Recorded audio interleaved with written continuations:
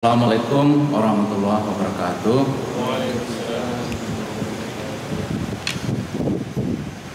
Alhamdulillah wa syukurillah wassalatu wassalamu ala rasulillah Sayyidina Muhammadin wa ala alihi wa sahbihi ajma'in.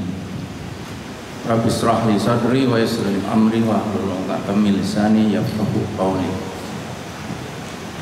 Alhamdulillah, segala puji panjatkan kehadirat Allah Subhanahu wa taala, di mana pada zuhur yang berbahagia ini kita bisa berkesempatan untuk melaksanakan salat zuhur berjamaah, dan perkenankan kami sedikit memberikan sharing buat para jamaah semua, dan khususnya buat kami sendiri ya. Terima kasih kepada para jemaah, para dosen, para teknik, para mahasiswa yang telah hadir. Pada kesempatan ini saya akan mencoba menggali sedikit mengenai matematika kehidupan, gitu ya. Kebetulan saya sendiri dosen di Departemen Matematika ya, dan kami memang di matematika ini banyak belajar tentang aturan-aturan gitu ya, yang bisa kita jadikan dalam bentuk persamaan-persamaan ya, persamaan matematik sebagainya. Yang menarik sekali sebenarnya ilmu matematika ini sangat solid gitu ya, dan bisa menggambarkan keteraturan yang ada di alam ya. Jadi kalau kita melihat di dalam Al-Quran, di dalam surat Al-Mulk itu, Al-Mulk ya, Allah berfirman. Nah, ini ayat surah Al-Mulk ayat 1-4 ini sebenarnya ayat favorit saya, dan saya suka juga sebagai researcher ya, sebagai peneliti. Dan ini salah satu ayat yang mengencourage kita untuk meneliti sebenarnya ya, menjadi seorang peneliti secara terus menerus, for lifetime, for life gitu ya. Jadi dalam surah Al-Mulk Allah menyatakan, A'udzubillahi minasyaitonirrajim, bismillahirrahmanirrahim. Tabarakallahu biyadihil mulk wa huwa ala kulli syai'in qadir. Allazi khalaqal mauta wal hayata liyabluwakum ayyukum ahsanu amala. Wa huwal azizul ghafur. Allazi khalaqas samawati tibaqa ma tara fi khalqir rahmani min tafawut. Farji'il basara hal tara min futur. Summa rji'il basara karrataini yanqalib ilaikal basara khasi'an wa huwa hasir. Jadi Maha Suci Allah yang telah menciptakan ya kehidupan dan kematian itu sebagai ujian buat kita, untuk melihat siapakah yang terbaik amal perbuatannya. Dan Allah menciptakan 7 lapis langit itu. Kemudian Allah menyuruh kita, perhatikanlah ciptaanku, apakah ada cipta yang tidak seimbang, yang tidak sempurna, yang tidak seimbang. Perhatikanlah sekali lagi, apakah ada yang tidak seimbang. Ini saya perhatikan kembali, ini saya perhatianmu akan kembali kepada dirimu sendiri, dan dalam keadaan yang payah gitu ya. Jadi kita disuruh melihat alam semesta, disuruh lihat lagi, riset lagi. Akhirnya kita itu ujung-ujungnya kembali ke diri kita sendiri, memperhatikan apa yang dalam diri kita sendiri, dan dalam keadaan payah gitu, artinya lelah mengerjakannya itu.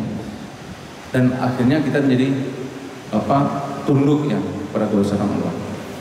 Nah, salah satu perkembangan teknologi sekarang ini kan ada perkembangan namanya di bidang ilmu ya, ada namanya molekular biology, ada namanya DNA ya, ada namanya genomic gitu ya. Sehingga dengan adanya DNA itu kita bisa menganalisa kondisi kita ya. Nah, itu artinya kan lama-lama manusia kembali ke dirinya sendiri. Tapi yang lebih menariknya sekarang ini, ilmu itu sekarang banyak dimunculkan oleh mesin ya. Ada namanya artificial intelligence, ya kan? Ada mesin yang bisa belajar gitu. Dia belajar dari mana? Belajar dari data. Nah, salah satu bidang di matematika itu adalah bidang yang mempelajari data.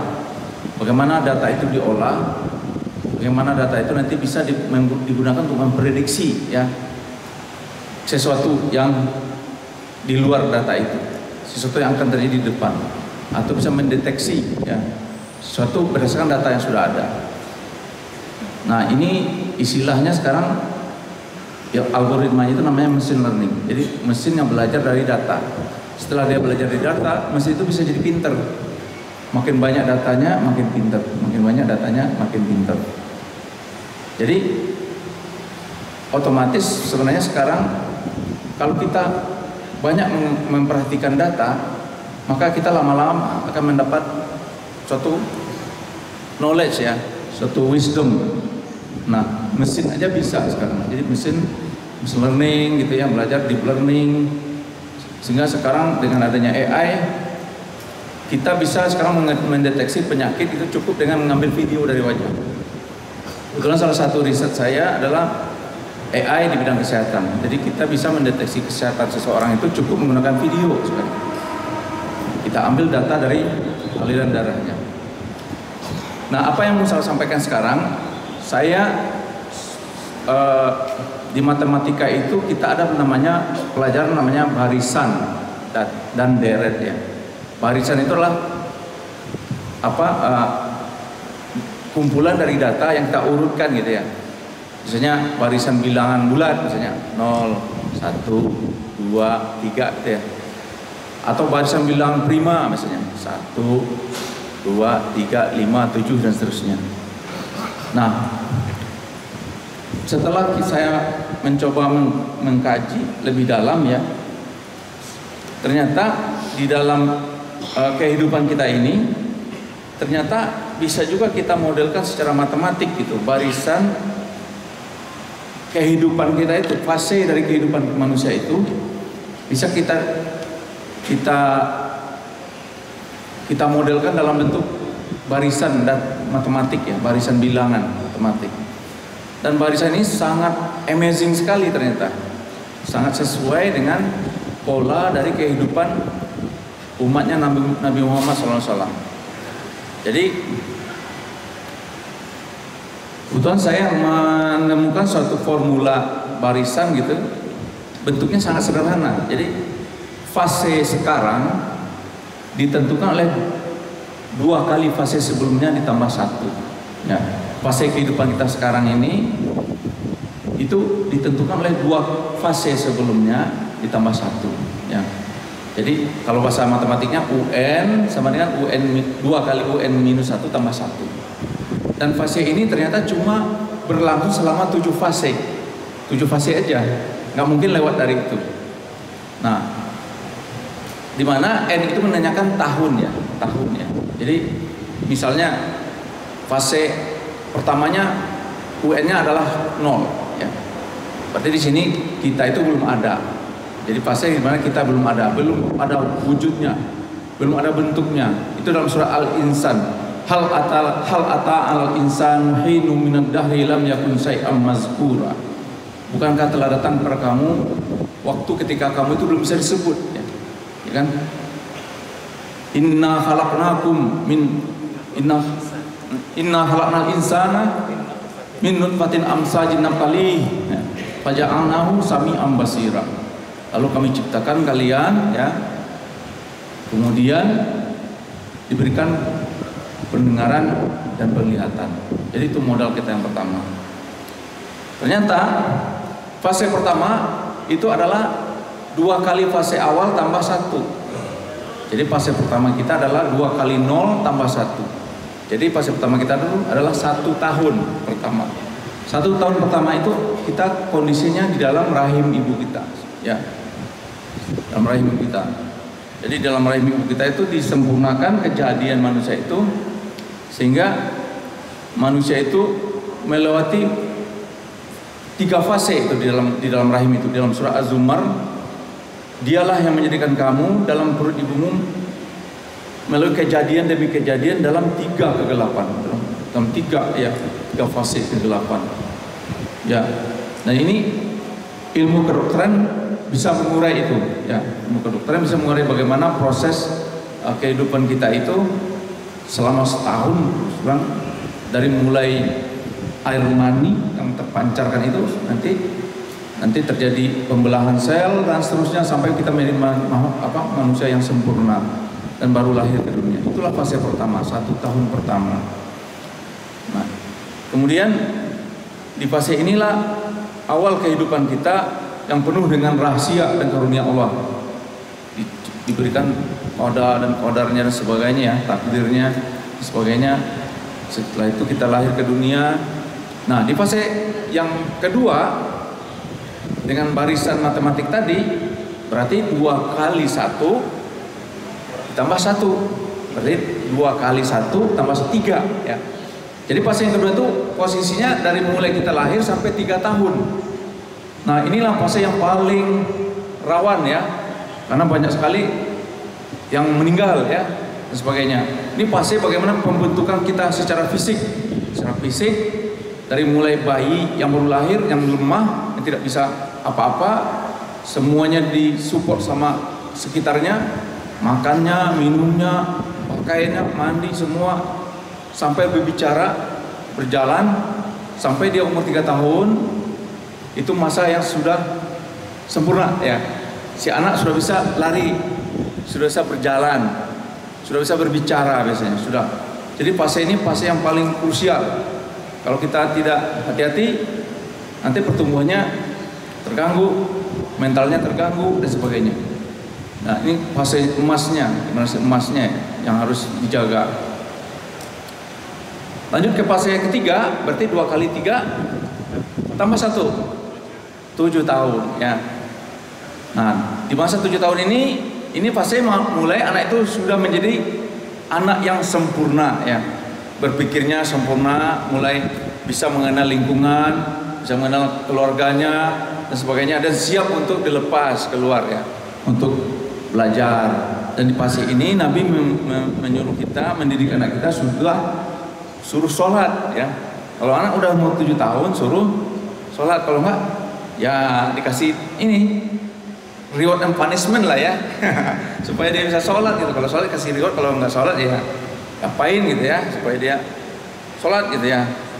Nah, yang menariknya lagi ya, tadi dimulai dari awal kehidupan kita itu setiap anak dilahirkan dalam keadaan suci ya, suci, dan orang tuanya lah nanti yang akan membentuk ya jadi apa dia ya. Kalau dalam sisi agama itu menjadi muslim, menjadi yang lain-lain ya, itu peran dari orang tua sangat dominan ya. Jadi di situ kita memang biasanya ngikutin orang tua, apalagi kalau yang non muslim ya, biasanya dia ngikutin orang tua. Jadi setelah nanti masanya berikutnya nanti diberikan Allah kemampuan untuk berpikir ya. Nah, di sini inilah awal dari fase pembentukan dari karakter anak mulai umur 7 tahun. Sebenarnya kalau yang fase awal tuh pembentukan adab dulu ya, nanti sudah adabnya jadi baru pembentukan karakter nanti umur 7 tahun. Mulailah anak kita pergi sekolah, mulai belajar, bertemu dengan teman-temannya dan sebagainya. Mulai dia belajar membaca, menulis, berhitung dan sebagainya, bernyanyi, lari dan sebagainya. Mulai dia mengenal dirinya, mulai mengenal lingkungannya. Dan ini berproses untuk fase berikutnya. Fase berikut keempat adalah 2 kali fase keempat 2 kali 7 tadi ya. 2 kali 7 tambah 1 15 ya. Secara umum di fase ini kita sudah dalam keadaan remaja, dalam keadaan puber istilahnya ya. Sudah balik, sudah berakal. Nah, di fase inilah mulai hisabnya mulai jalan ya. Argonya mulai jalan. Ya, fa'alhamaha fujuraha wa taqwaha. Mulai dikasih itu. Kalau berbuat baik dapat kebaikan, kalau berbuat jahat ya dapat ini catatan amal ya. Nah, di fase yang masa remaja ini memang godaannya banyak ini. Karena kita sudah mulai kenal sama teman lawan jenis lah gitu ya, mulai ada rasa suka gitu sama lawan jenis, mulai ada godaan dan sebagainya. Nah ini perjuangannya juga berat, dan di fase ini juga fase untuk mulai memikirkan jati diri ya, nanti ke depan kita mau jadi apa ya, jadi mulai punya cita-cita dan sebagainya. Dia melihat bapaknya, melihat sekelilingnya, melihat gurunya, melihat pamannya dan sebagainya. Dia melihat ke dunia yang lebih jauh lagi ya. Nah disitulah semangat untuk belajar, semangat untuk menuntut ilmu. Nah di sini fase yang sangat rawan ya, karena di sini sudah ada syariat, beban syariat, tanggung jawab agama, mulai sholat dan sebagainya. Nah kalau di fase ini kita anak-anak kita kurang mendapatkan asupan gitu ya untuk sisi kerohaniannya dan sebagainya, nah ini bisa berbahaya. Jadi kenapa tadi ada angka 2 itu, ternyata kalau kita lihat ternyata 2 itu memang ada pengaruh ya, pengaruh internal dan eksternal ya kan, pengaruh dunia akhirat. Jadi kayaknya angka 2 ini juga sangat menarik, pengaruh fujur atau taqwa ya. Jadi kita harus memilih di antara 2 itu. Nah ternyata fase itu dikapitalisasi, artinya fase sebelum itu bisa membuat kita di fase berikutnya bisa menjadi lebih baik atau lebih buruk dan sebagainya.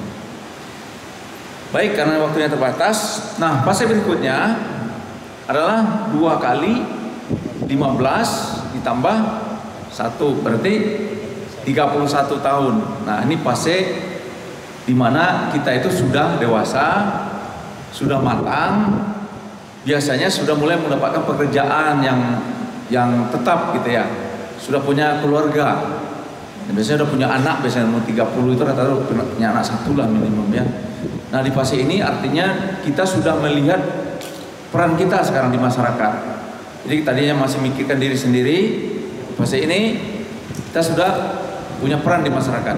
Kalau di kantor udah punya peran di kantor, di lingkungannya punya peran dan sebagainya, dan dia punya tanggung jawab ya buat masyarakat, tanggung jawab sosial. Jadi di fase inilah manusia itu akhirnya membentuk keluarga, membangun masyarakat, dan di fase inilah Nabi Muhammad diutus menjadi nabi ya, dan rasul umur 40 tahun.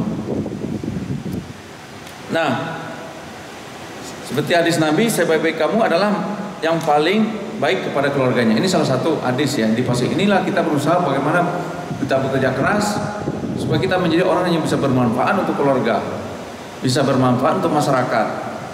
Dan di fase ini kita juga berusaha mendekatkan diri kita, keluarga kita kepada Allah ya, dimana mencintai Rasulullah dan sebagainya. Dimana di fase ini harusnya kecintaan kita kepada Allah dan kecintaan kepada Rasulullah itu makin kuat dan makin tertanam di diri kita dan juga keluarga kita.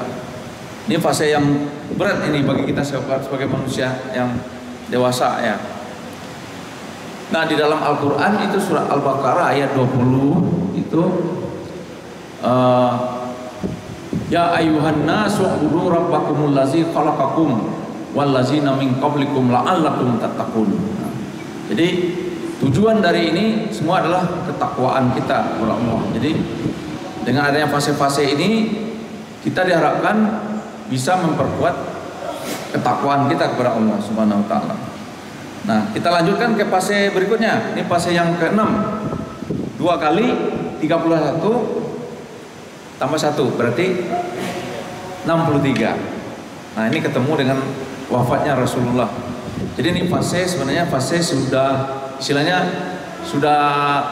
kalau di kantor itu udah closing ya. Closing itu.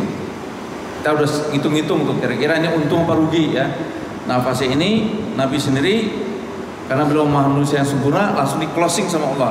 63 tahun di closing, dipanggil ya. Nah, kalau kita manusia umatnya biasanya masih ada bonus ya kan? 63 nanti ada bonus, ada yang tambahin 10 tahun, ada yang tambahin berapa tahun gitu ya. Nah, fase inilah fase kita memasuki masa tua, masanya tenaga mulai berkurang ya, Dan disinilah kita lebih banyak harusnya bermuhasabah ya, dan berdoa agar diberikan umur yang berkah gitu ya. Sehingga karena salah satu hadis Nabi juga, sebaik-baik manusia adalah yang panjang umur dan baik amalnya. Ini sebenarnya fase persiapan ini untuk take off ya, siap-siap take off. Ini kalau sudah fase 6 ini, sini sudah banyak yang berguguran. Nah sebelumnya juga di fase-fase sebelumnya juga ada yang berguguran ya, tapi paling banyak di fase 6 ini. Nah fase terakhir fase ke-7, 2 kali 63 tambah 127 tahun. Dan ternyata kebetulan saya juga bidangnya itu bidang bioinformatik ya. Di bioinformatik itu kita ada namanya DNA ya, kita membahas DNA, membahas sel, molekul gitu. Ternyata sel tubuh kita itu bertambahnya tahun kita itu, pertama dia menjadi sempurna, nanti puncaknya mau 31 tahun tadi, nanti lama-lama dia mulai berkurang fungsinya, terjadi degradasi fungsi, molekulnya mulai berkurang, fungsi-fungsinya, jumlahnya mulai berkurang, sehingga fungsi-fungsi tubuh kita mulai melemah. Nah ternyata berdasarkan penelitian dari saintis itu, maksimum umurnya umat zaman sekarang ini ya, fungsi sel itu masih bisa bertahan tuh 120 sampai 127 tahunan. Jadi memang fase terakhir ini kalau kita tetap sampai umur sekian, itu sudah minim sekali fungsi tubuh kita itu. Mungkin tinggal tidur aja gitu ya, umur 127 tahun. Nah disinilah fase terakhir, fase kita dipanggil kembali kehadiran Allah Subhanahu wa taala. Nah, kullu nafsin za'iqatul maut ya kan, di surat Ali Imran ayat 85. Kita akan kembali kepada Sang Khalik. Jadi kalau kita pikir-pikir tadi secara matematis bisa dimodelkan ya, kita cuma 7 fase aja sekarang. Dengan 7 fase itu sekarang posisinya sudah di mana? Kalau saya sendiri sekarang udah di fase ke-5 ya, fase ke-5, udah masukin fase ke-6 ini ya. Dan tinggal 2 fase lagi maksimum. Jadi mungkin itu sebagai